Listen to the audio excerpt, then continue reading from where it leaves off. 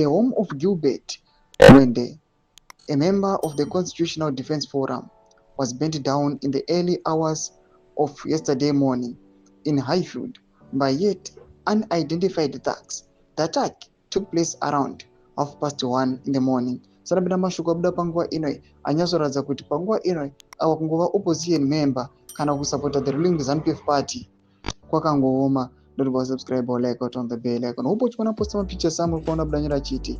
This incident follows the burning of a seminar room at SAPES Trust, which was made to host a press conference today by civil society group opposed to President Emmerson Mnangagwa's term extension. Both attacks, occurring in the early hours of the morning, point to a coordinated campaign of intimidation against voices resisting the 23rd agenda. The Eastern attack, reportedly carried out by 4 men, including the abduction of the security guard on the duty, who had not yet been found. This incident marks a grim turning point, signaling that the next 3 years could be bloody for Zimbabwe. It demonstrates that the regime's supporters are prepared to use any means necessary to silence dissent against the 23rd agenda.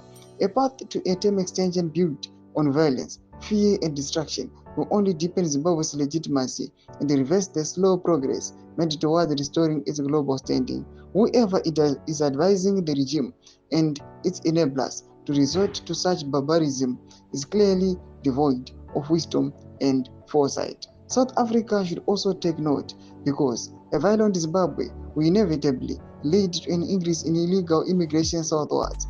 Only South Africa possesses both the regional influence and diplomatic muscle to caution President Mnangagwa against dragging Zimbabwe back into the dark days of political violence. This is the second time as SAP's trust property has been burnt down because of its role as one of the few remaining platforms for political dialogue in Zimbabwe. The thugs who did this last night locked the gates to SAP's trust with the 2 padlocks to stop anyone from getting in to put out the fire. Dr. Mandaza said the press conference scheduled for today will still go ahead, a powerful act of defiance and courage in the face of escalating repression. Toma developments aripo muri Zimbabwe. Mbudza mafunguro enyu muri kudipa musoro pechitiko ichi. Pabina comment section medu, subscribe or like, chat on the bell icon.